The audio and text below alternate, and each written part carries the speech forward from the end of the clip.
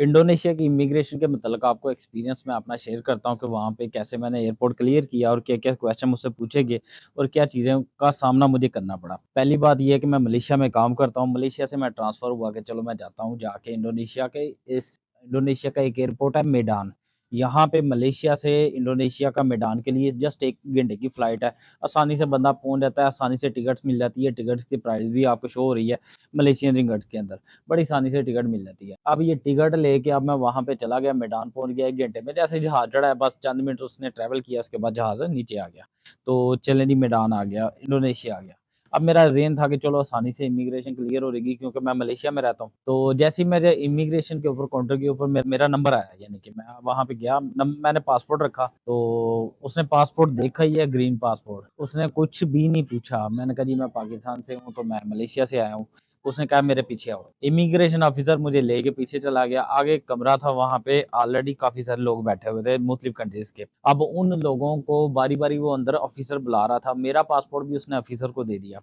मैं बाहर बैठ गया सोफ़े के ऊपर, सब सारे बैठे हुए थे, मैं भी बैठ गया। अब मेरा नाम आया, मुदस्सर मेरा नाम आया, तो ठीक है मैं अंदर चला गया। मुझे कहता है कि हाँ भाई किधर आ रहे हो? मैंने कहा इस्लाम मैदान में आया हूँ। कहता है किसी से मिलने आ रहे हो कि कोई वैसे विज़िट के लिए, कोई ट्रैवल के लिए आ रहे हो? मैंने कहा जस्ट मैं विज़िट के लिए आया हूँ, सोशल विज़िट के लिए। मैंने ये जाना है, मैंने एक याद किया हुआ था मस्जिद राय अल मसनून, एक जो है ना मस्जिद का नाम था।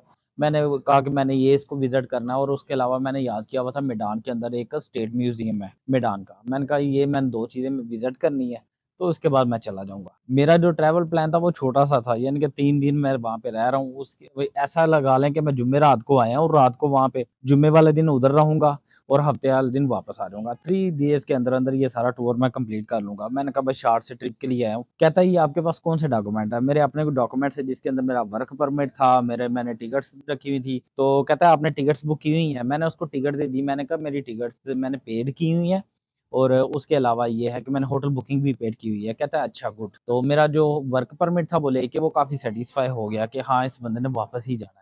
क्योंकि उससे पहले कह रहा था कि आई होप कि तुम 3 दिनों में वापस चला जाओगे। तो मैंने कहा हाँ, मैं चला जाऊँगा। मैं ऑलरेडी आप मेरा पासपोर्ट देख सकते हैं, मैंने काफ़ी कंट्रीज़ ट्रैवल किया हुआ है, तो मैं यहाँ से भी चला जाऊँगा, कोई मसला नहीं। कहता है हाँ, हाँ, हाँ, ठीक है। तो जैसे ही उसने मेरा पासपोर्ट भी लिया, फिर उसके बाद जब उसने मेरा वर्क परमिट देखा तब सैटिस्फाई हो गया। दूसरा वो बहुत ज़्यादा सैटिस्फाई हुआ कि मैंने जो टिकट्स थी वो मैंने कोई कन्फर्मेशन या कोई ऐसे रिज़र्वेशन या कोई ऐसे डिमी टिकट नहीं थी। मैंने कहा ये मेरी पेड टिकट है और साथ मैंने टिकट्स भी पेड लगाई थी और साथ मैंने होटल बुकिंग भी पेड लगाई थी। ये बड़ा मुझे पॉज़िटिव पॉइंट मिल गया कि हाँ, ठीक है। वो कहता गुड। वो बड़ा सैटिस्फाई हो गया। उसने नहीं पूछा आपके पास शो मनी कितनी है? उसने नहीं पूछा कि आपके होटल का नाम क्या है? क्योंकि होटल बुकिंग तो है थी ऑलरेडी, मैंने दे दी थी, उसके सामने थी। उसने मेरे पासपोर्ट के ऊपर एक छोटा-सा स्टिकर प्रिंट करके लगा दिया। ये छोटा-सा स्टिकर आपको नज़र आ रहा है, ये उँगली के जितना स्टिकर है यार। तो छोटा-सा स्टिकर लगा दिया, उसके ऊपर लिख दिया जी ये 60 डेज़ 60 डेज़ का ये परमिट है। वर्क परमिट नहीं है, वैसे परमिट है। उसने कोई स्टैम्प नहीं लगाई मेरे पासपोर्ट के ऊपर, जस्ट ये एक छोटा-सा स्टिकर लगा दिया। तो मैं बड़ा खुश हुआ कि यार आसानी से कंप्लीट हो गया, वरना तो बड़े ठुड्डे मारे जाते थे दूसरी इमिग्रेशनों के पे। इवन के लाओस, कंबोडिया जैसे कंट्रीज़ जो है ना आसानी से दाखिला नहीं देते। चलो ये अच्छी बात हो गई थी। अच्छा जैसे ही एंटर हुआ थोड़ा-सा आगे गया तो वहाँ पे से कस्टम वाले क उन्होंने प्रॉपर कंप्यूटर रखे हुए थे। मलेशिया के अंदर अगर आप आ रहे हो तो वहाँ पे भी अब कंप्यूटर पड़े हुए हैं। वहाँ पे बनता है मलेशिया डिजिटल अराइवल कार्ड, यानी कि मलेशिया आने से पहले आपने एक अराइवल कार्ड लाज़िमन बनाना है। उसको प्रिंट करके अपने पास रख लें या वैसे उसका स्क्रीनशॉट लेके अपने पास रख लें। उसके अंदर आपकी इन्फॉर्मेशन होती है कि हाँ भाई कब आ रहे हो, कब जा रहे हो।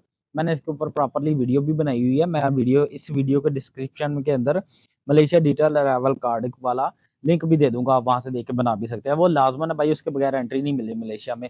वर्क वालों को मिल रही है, जो वर्क वीज़ा पे मलेशिया में ऑलरेडी वर्क परमिट पे रह रहे हैं, उनको एंट्री मिल रही है, विज़िट वालों को नहीं मिल रही। अच्छा मैं अब दूसरा एक्सप्लेन करता हूँ नेक्स्ट क्या हुआ। वहाँ पे कंप्यूटर लगे हुए थे इंडोनेशिया एयरपोर्ट के ऊपर, वो कंप्यूटर के अंदर कस्टम वालों की डिटेल्स थी कि आपके पास कितने हज़ार यूएस डॉलर का सामान है या कितना क्या आप लेके आ रहे हो, गोल्ड शोल्ड या उसकी मालियत या वैल्यू वगैरह। अब मैंने उसको क्रॉस कर दिया, इग्नोर कर दिया, मैं चला गया आगे। वो कस्टम वाले कहते हैं कि जी सबको पीछे भेज रहे थे, वो जाके आप फिल करें। तो जाके कंप्यूटर के ऊपर सारे लगे हुए थे, कोई किसी कह रहा था भाई हेल्प कर दो, भाई हेल्प। मलेशियन ज़ुबान में कहते हैं तोलंग, अबंग तोलंग ला, अबंग तोलंग। तो इस तरह करके ना चल रहा था। बांग्लादेशी भाई भी थे, इंडियन भी थे, पाकिस्तानी भी थे, यानी कि कुछ-कुछ ना, ज़्यादा नहीं हमारी मकदार ना सारे। अच्छा, ये कस्टम का ये जो आपने कंप्लीट करना है फ़ॉर्म, इसको ऑनलाइन वहाँ पे कंप्यूटर के ऊपर आपने फ़िल करना है, इसकी डिटेल मैं अग नेक्स्ट वीडियो में बना दूँगा। उसकी वजह ये है कि ये वाली वीडियो लंबी हो रहेगी। मैं अगली वीडियो में यही बता दूँगा कि आपने वो कस्टम वाला फ़ॉर्म किस तरह फ़िल करना है और किस तरह आप वो कंप्लीट करने के बाद उसका स्क्रीनशॉट लेके जाके वहाँ पे स्कैन करा सकते हो। अच्छा, नेक्स्ट ये है कि शो मनी की बात है। शो मनी कितनी लेके जानी चाहिए? मैं तो प्रेफ़र करता हूँ $1000 यूएस ले जाओ आप। मैंने क्या किया हुआ था, मैंने $500 शो मनी ली हुई थी और उसके अलावा 400 रिंगट के, मलेशियन रिंगट के ना, 400 रिंगट के मैंने इंडोनेशियन पैसे वहाँ पे कन्वर्ट करवाए हुए थे। यानी कि इंडोनेशियन करेंसी रिंगट को इंडोनेशियन करेंसी में कन्वर्ट करवाया हुआ था। ये 2 चीज़ें फिर मैं लेके गया हुआ था। अच्छा, यहाँ पे मैं 2-3 चीज़ें और ऐड कर दूँ, ये तो मेरा एक्सपीरियंस था ना, कुछ और दोस्तों का भी एक्सपीरियंस मैं ऐड कर दूँ। कुछ लोगों को वहाँ पे रोकते पूछते हैं, जी आप वहाँ पे कहाँ पे जा रहे हो? कब वापस आओगे? आप वहाँ पे किसी से मिलने जा रहे हो कि वैसे आ रहे हो? अगर किसी से मिलने जा रहे हो तो प्रॉपर आपके पास कोई स्पॉन्सर होना चाहिए। उस बंदे के साथ प्रॉपर आपका रिलेशनशिप, आपका प्रूफ होना चाहिए मेरी शादी हुई है या शादी होनी है या इस वजह से या वहाँ पे मैं इनवाइटेड हूँ।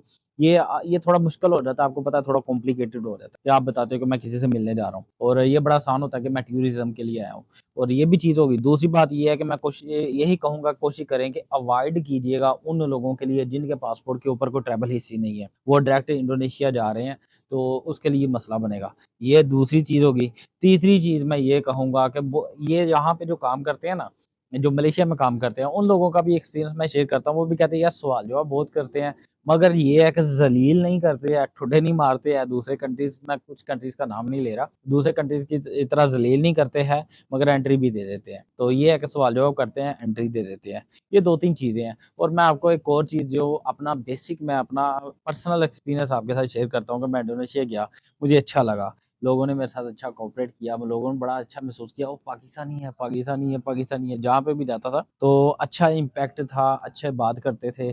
तो कोशिश करें, यही कहूँगा कि अपने-अपने हिस्से का काम करें। कोई भी बंदा कोई इस तरह का काम इल्लीगल इंडोनेशिया के अंदर ना करे या इस तरह का कोई इंडोनेशिया के अंदर काम ना करे जिससे हमारे कंट्रीज़ का नाम बदनाम हो। मैं यही कहूँगा कि ये इंडिया, बांग्लादेश, पाकिस्तान, नेपाल वगैरह ये सारे हमारे कंट्रीज़ हैं और कोशिश यही कीजिएगा कि यही रिक्वेस्ट है इनसे कि उनसे वहाँ पे जाके कोई नेगेटिव काम ना कीजिएगा, अच्छा इम्पैक्ट डालिएगा, उससे ये होगा पॉज़िटिविटी बढ़ेगी और आप लोगों की और हम सब की इज़्ज़त बढ़ेगी। ये थी वीडियो, ये थी इन्फॉर्मेशन यहाँ तक। तो वीडियो अच्छी लगी, वीडियो को लाइक कीजिएगा, चैनल को सब्सक्राइब कीजिएगा। नेक्स्ट वीडियो में मैं बताऊँगा कि वो आपने किस तरह कंप्लीट करना है कस्टम वाला पेपर और उसके अलावा नेक्स्ट वीडियो के अंदर इंडोनेशिया के अंदर सस्ता ट्रैवल आपको बताऊँगा, सस्ता ट्रैवल किस तरह कर रहे हो, किस तरह कर सकते हो। मैंने बड़ा एन्जॉय किया इंडोनेशिया के अंदर और वो भी जस्ट इक्वल टू 100 समथिंग रिंगट के अंदर, 100 कुछ रिंगट के अंदर, उसके अंदर मैंने ग्रैब्स भी यूज़ किए हैं, खाने भी खाए हैं और अच्छे खाने खाए हैं। फिर तो अच्छा वक़्त गुज़रा है यार, आपके साथ शेयर करता हूँ, आपको तरीकाकार भी बताता हूँ। नेक्स्ट वीडियो के लिए इंतज़ार कीजिएगा। मेरी वीडियो को लाइक कीजिएगा, चैनल को भी सब्सक्राइब कीजिएगा और वो नीचे घंटी वाला बटन होता है, उसको भी क्लिक कर दें और ऑल पे क्लिक कर दें। उसका बेनिफिट ये होता है, मेरी नेक्स्ट जैसी वीडियो आती है, आपको नोटिफ़िकेशन मिल जाता है। अपना बहुत सारा ख़्याल रखिएगा, दुआ में याद रखिएगा। अस्सलाम वालेकुम।